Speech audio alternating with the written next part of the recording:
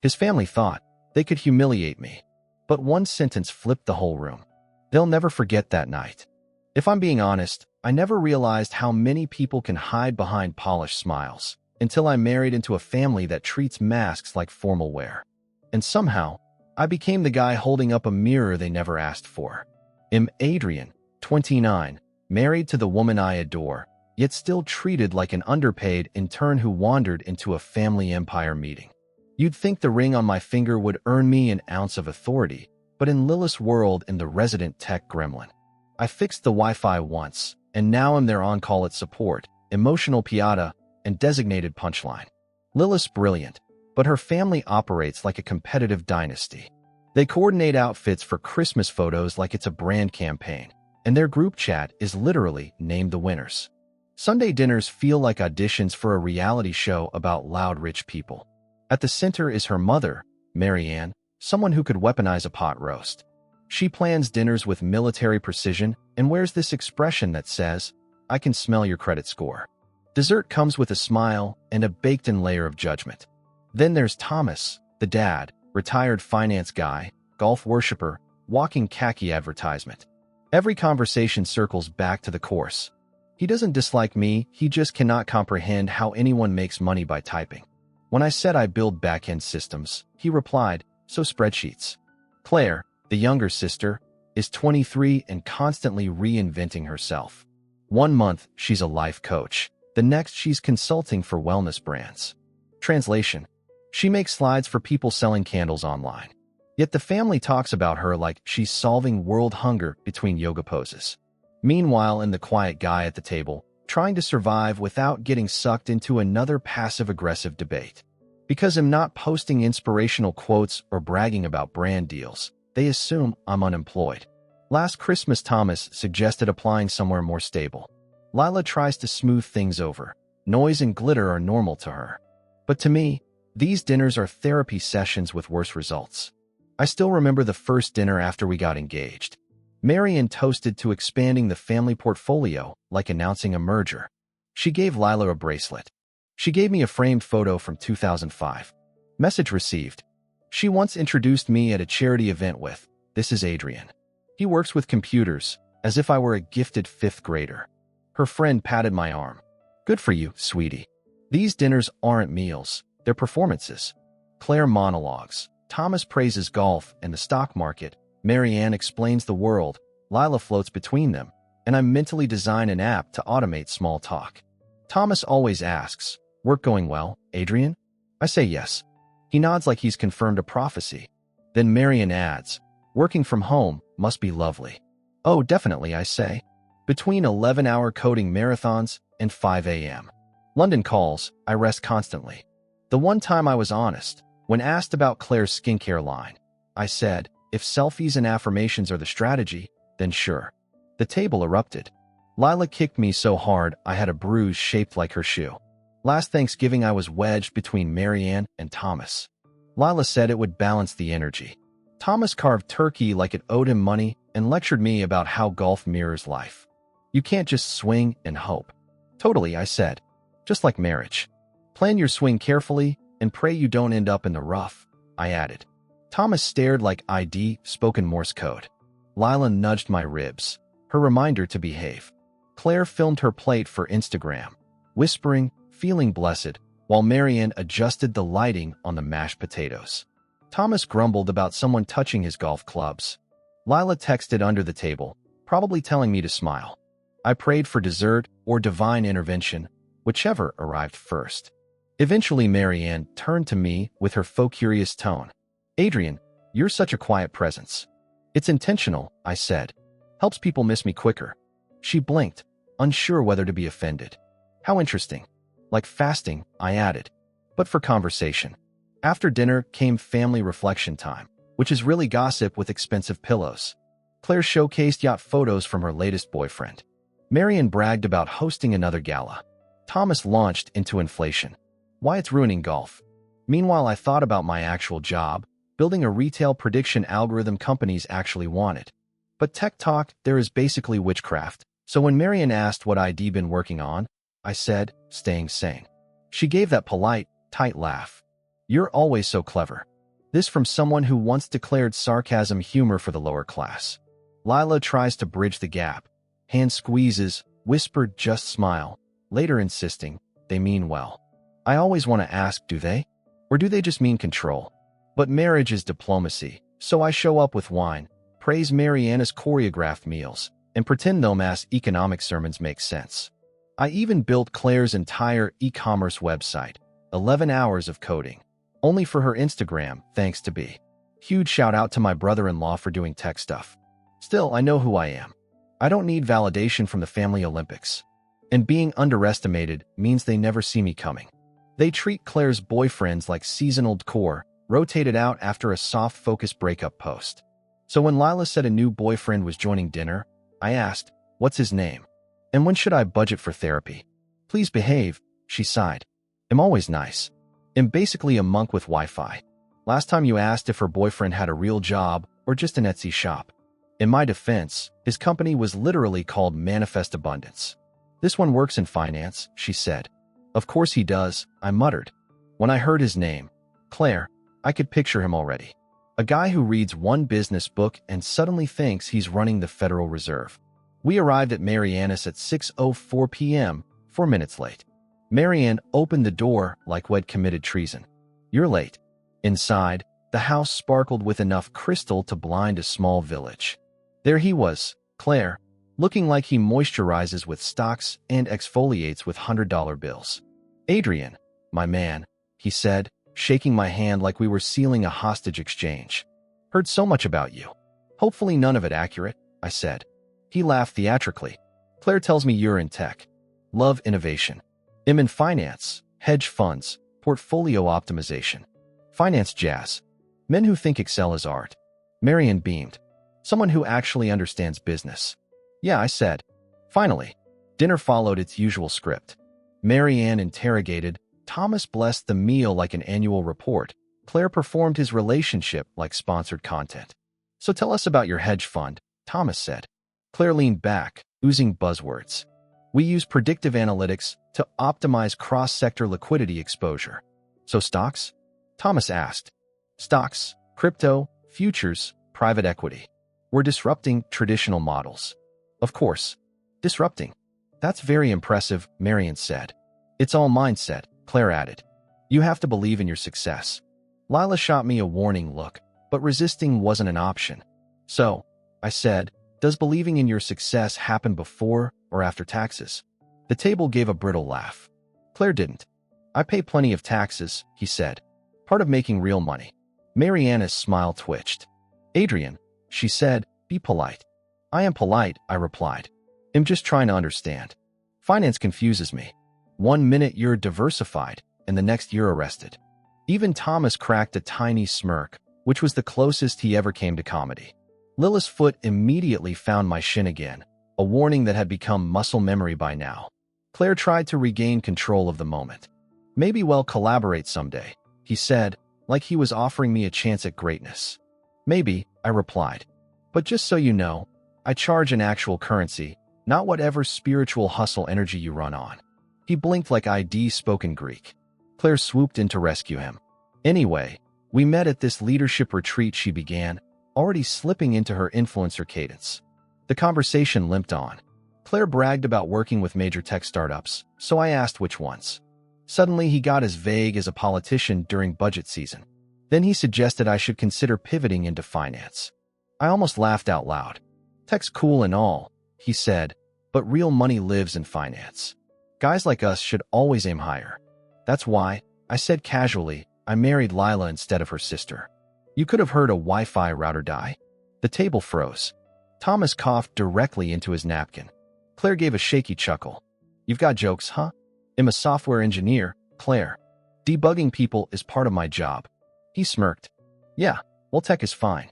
But real power sits in finance. That's where the actual decisions happen. Good to know, I replied. When I build software that automates your entire job, I'll try to be gentle about it. Lila's hand clamped onto my thigh like she was trying to keep me from ejecting out of the dining room. Marianne cleared her throat. Dessert, anyone? She announced, rushing off to retrieve the pie like it was a fire extinguisher. While she was plating slices, Claire leaned toward me. I like you, Adrian, he said. You remind me of my interns. Thanks, I said. You remind me of pop-up ads. He didn't get it. Minutes later, dessert arrived, and Claire launched into another sermon about success mindsets and elite thinking, quoted Elon Musk twice, which should be illegal in casual conversation. Then came the punchline. He told some story about a guy who built a tiny app, made $12, and declared himself the next Zuckerberg. That's the issue with tech guys, he said. They live in fantasy land. Everyone laughed. Everyone except me. Lilith's laugh was strained. Marianne gave a dignified chuckle. Thomas nodded like Claire had shared a secret truth of the universe. Then Claire looked right at me. Ever try anything like that, Adrian? I gave him a slow smile, sharp and polite. Yeah, I made $14 once. Inflation, you know. A few pity chuckles rolled around the table. Claire leaned back, satisfied. Well, at least you've got backup options. I know a guy who teaches coding to high schoolers. The table erupted again in soft snickers and forced laughter. I smiled too, quietly, because none of them knew that a few days earlier, ID signed a 12-figure contract with a global firm Claire's company was currently groveling to impress. Silence isn't surrender. Sometimes it's strategy. So I raised my glass. To thriving, I said. Claire clinked his against mine, grinning like a man who had unknowingly delivered his own punchline. By Friday, my phone buzzed with the next summons from Marianne. Dinner, Sunday. 6 p.m. Dress appropriately. No emoji. No warmth. Just orders. Maybe we skip this one, I suggested to Lila. We were there last month. Mom will think you're avoiding her, she said. That's because I am avoiding her. She sighed. Adrian, it's just dinner. You make it sound like a colonoscopy. At least colonoscopies come with anesthesia. When Sunday rolled around, we walked in the door and, of course, Claire was already there, shining like a stock photo model for Success magazine. Adrian, good to see you, he said, shaking my hand like we were teammates. Always a pleasure, I answered, giving him a neutral smile. Dinner started off tame until Marian asked Claire about work. Closed a major deal last week, he said proudly. Hedge fund merger. Super confidential. In Claire speak, confidential usually means this didn't actually happen. Then Marian turned to me. And what about you, Adrian? Any big moves? Yeah, I said. I upgraded my antivirus software. Silence. Forks clinking. Lilith's glare practically melted the candle wax. Then Claire pivoted to me. So, Adrian, what do you actually do? Tech is pretty broad. I run a software firm, I said. We build back-end systems for logistics and distribution companies. Claire nodded with the enthusiasm of a man pretending to understand quantum physics. So, like websites? Sure, I said. If NASA built websites for grocery stores. He laughed. Maybe you could help us sometime. My company's building an analytics platform. We're researching back-end optimization, algorithms, stuff like that. Really? I asked. What's the platform called? He grinned. Flowstream, or something like that. Still in early talks. Our firm's negotiating the acquisition. Should be finalized soon. Big win for us. My fort paused midair. Flowstream. My company. Huh, I said slowly. Interesting.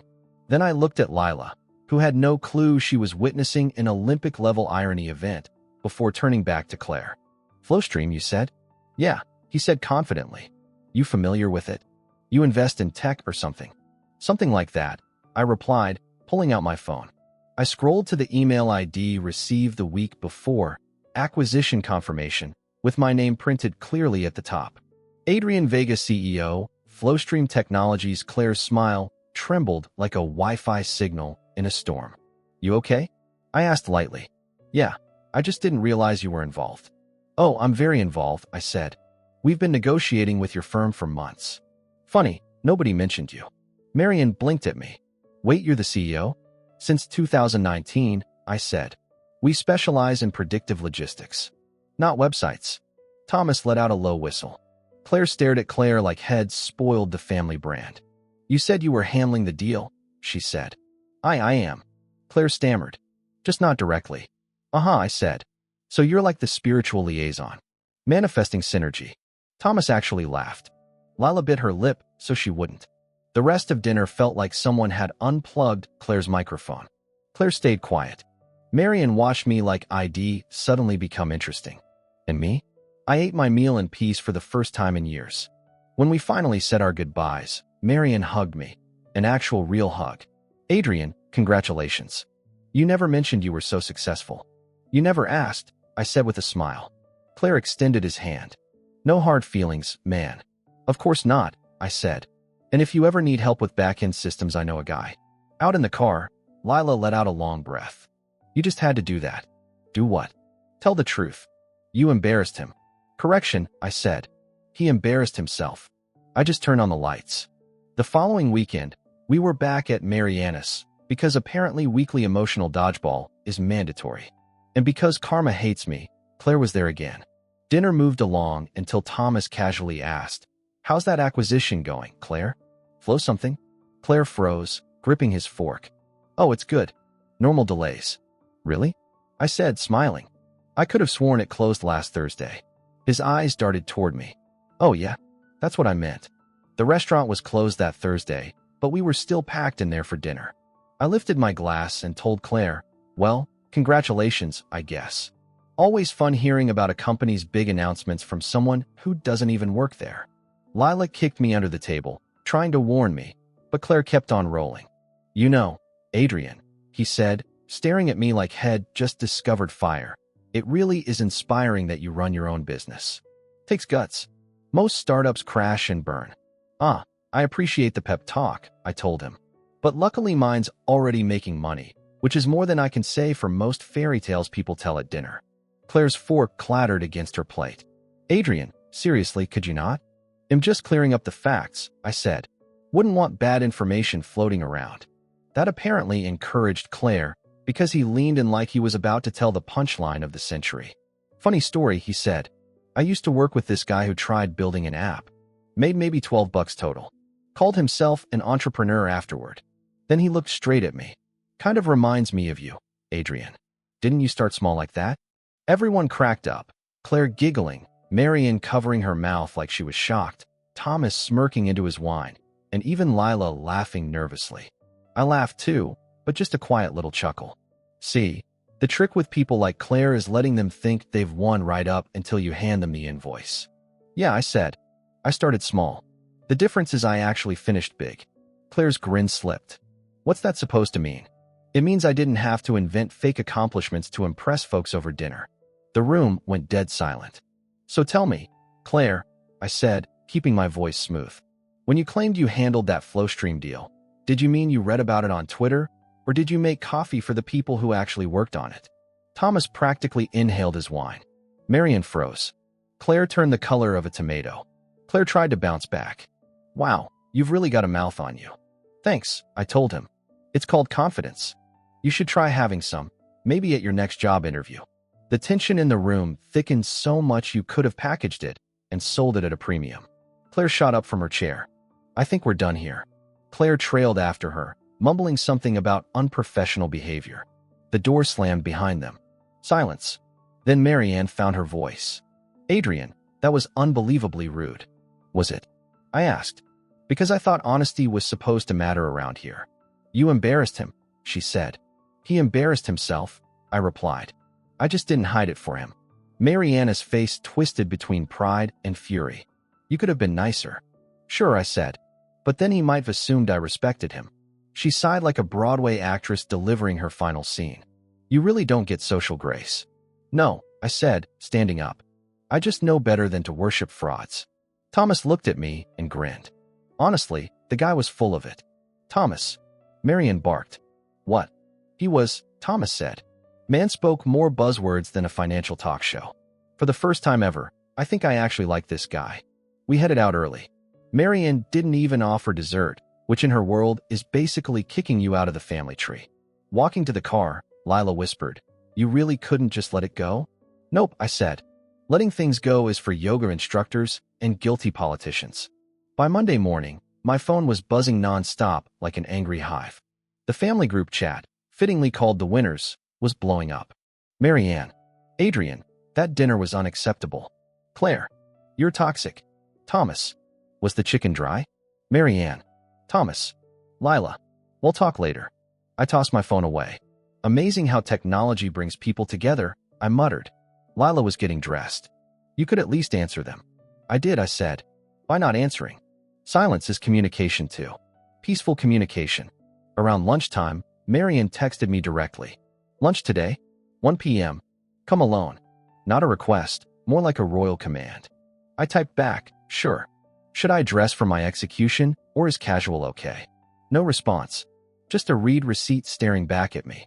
At exactly 1 p.m., I walked into Le Jardin, a restaurant so pretentious it probably had a cover charge for oxygen. Marianne was already seated, sipping water with lemon and straight-up judgment. Adrian, she said with her political smile. Thank you for coming. Happy to, I said. My therapist told me to embrace more emotional challenges. She didn't crack a smile. The waiter approached, looking like he feared upsetting the peace treaty between us. 2 salads, Marianne announced. No dressing for me. Ranch for him. Wow, I said. Thanks for the thoughtful order. She straightened her napkin. Adrian, we need to discuss your behavior. You humiliated Claire in front of everyone, and that reflects poorly on our family. Right, I said. Because the real issue isn't your daughter dragging a fraud into dinner. It's that I pointed it out. She tightened her jaw. You should have addressed it privately. Oh, like the way you handle things privately, by blasting the family group chat with passive-aggressive motivational quotes. Her eyes narrowed. Do you think this is funny? I think it's sad, I said. A whole family more invested in appearance than truth. You could trademark denial at this point. She leaned forward. Adrian, our family has a reputation. Though mass colleagues, my charity boards, we can't afford drama. Then stop inviting it to dinner, I said. The waiter dropped off the salads, looking like he'd just walked into a hostage negotiation. Marianne poked her greens. Families like ours depend on unity. We show a united front. You're not a family, I said. You're a PR campaign. Her face froze. Excuse me? You heard me. You care more about optics than honesty. That's not unity, it's damage control. And I'm done being the scapegoat because I want play along. Her voice dropped to a low warning. Do not make this family look bad. I couldn't help it. I laughed right there. A real, full laugh that turned heads at nearby tables. That's what you're worried about? Your daughter's boyfriend lied about a multi-million-dollar acquisition, and somehow in the embarrassment, she blinked, stunned for a moment. You don't understand how things work in this family. Perception is everything. Then maybe I'm in the wrong family, I said. That shut her up for a second. But she regrouped like a movie villain in the final act. Thomas and I raised our daughters to value ambition and presentation. Lila understands that. But you seem determined to drag her down. You mean she's successful because she married someone who doesn't need your approval? I said. She's successful because she works her tail off. Marian snapped. She didn't marry someone who hides behind computers. And there it was, the final boss-level insult, thrown right into the middle of lunch. I just smiled at her. You know what? You're right, I said. I don't just work hard. I actually run a real company, the kind your counterfeit son-in-law likes to pretend he works for. Her nostrils flared so wide I swear the tablecloth fluttered. You think sarcasm makes you clever? She snapped. No, I said. But it does make this whole lunch a lot easier to sit through. She let out a sharp, irritated breath. You are impossible.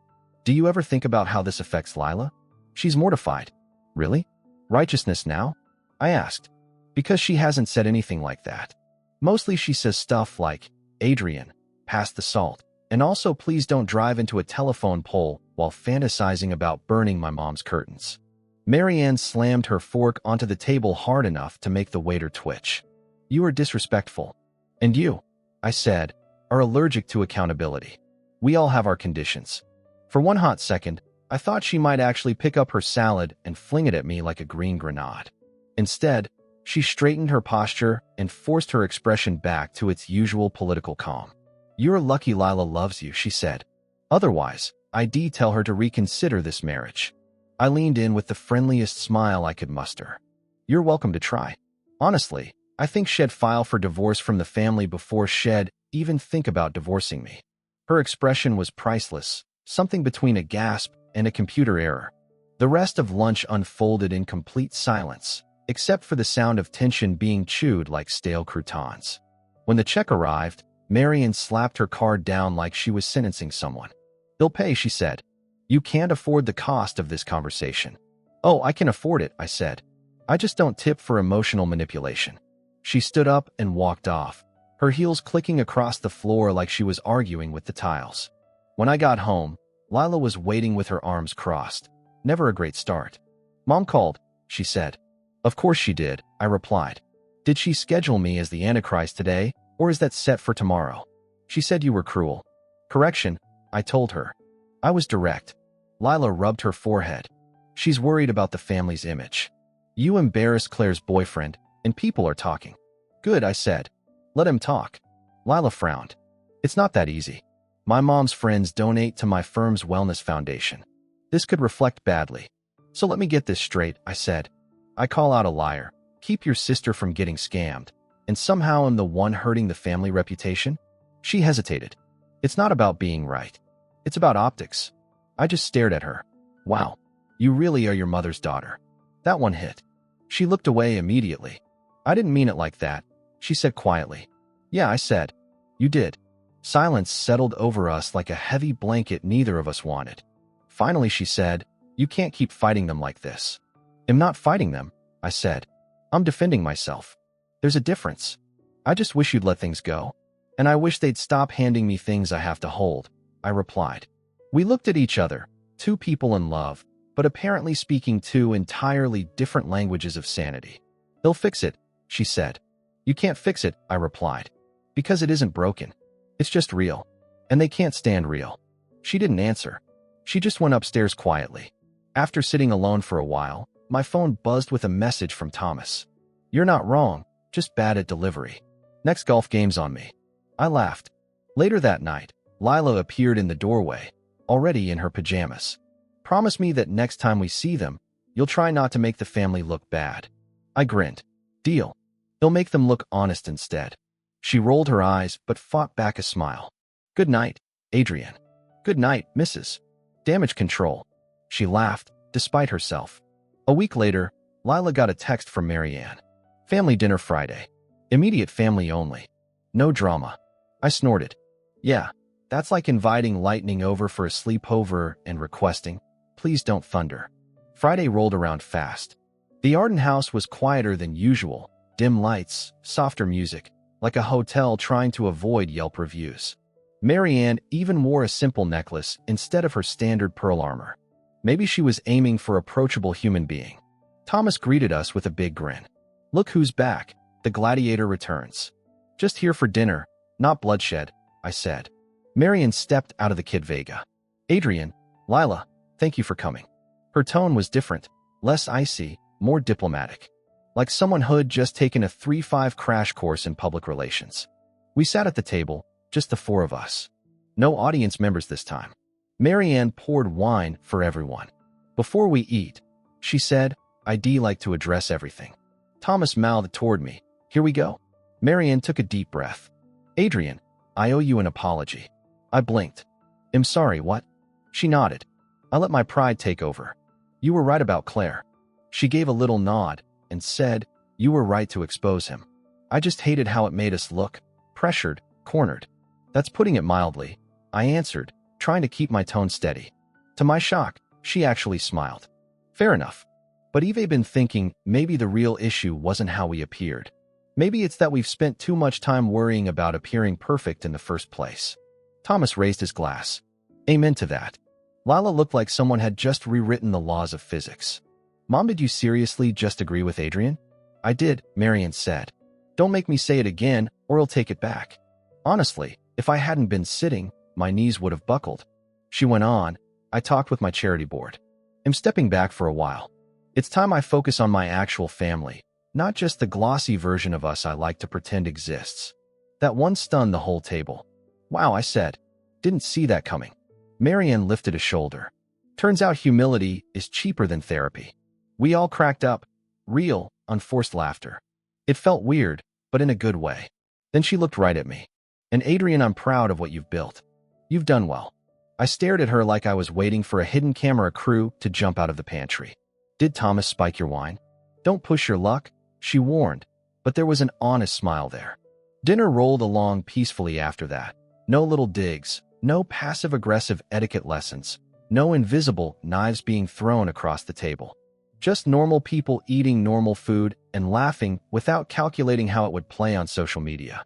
After dessert, Thomas led me out to the patio and lit a cigar the way dads in movies do when they're about to say something important.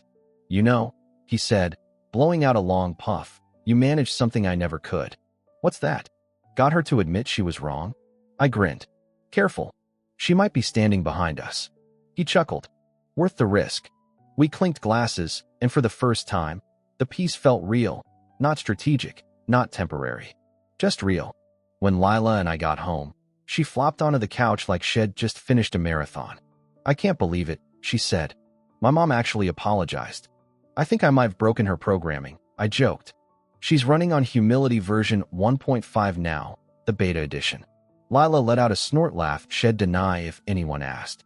We settled into a comfortable quiet before she spoke again, softer this time. "I used to think keeping the peace meant staying quiet, but maybe it's really about telling the truth without tiptoeing around it." I smiled at her. "Sounds like you've been around me too long." "Maybe," she said. "And maybe that's a good thing." The next morning, my phone buzzed with a message from Marianne. "Good morning, Adrian. Family brunch Sunday. No expectations, just pancakes." Pancakes, nature's universal flag of surrender. Lila leaned over my shoulder. "You going?" "Oh, absolutely," I said. "Free food and emotional closure? I'd be a fool to skip that." Sunday brunch turned out surprisingly normal. No lectures, no digs, no dramatic pauses meant to signal moral superiority. Just warm sunlight, a tall stack of pancakes, and a bunch of people pretending they weren't walking on emotional eggshells, even though somehow they weren't anymore. Marianne greeted me with a real smile. "Adrian, thank you for coming." "I'm following my therapist's advice," I said. "Face your fears." Thomas laughed so hard, he nearly soaked the table in orange juice. Claire rolled her eyes, but gave me a quick wink. Lila mouthed behave across the table. And for once, I didn't need to push any buttons. I'd already said my piece, endured the consequences, and watched the whole family shift towards something that actually resembled honesty. Funny thing is, the truth doesn't just set you free, it makes breakfast taste better. After brunch, while we walked to the car, Lila slipped her hand into mine. "You know you changed everything, right?" she said. "Maybe," I told her. "Or maybe I just finally stopped pretending." She smiled. "Same thing." The sun hit just right. The air felt lighter. And for the first time since marrying into the museum of perfect people, I didn't feel weighed down by their expectations. No performances. No enforced politeness. Just freedom. Simple, earned, and unapologetic. I opened her car door and grinned. "You know, I might actually start looking forward to family dinners." She laughed. "Don't push it." I shrugged. "Worth a try." And with that, we drove away, free, flawed, and finally ourselves.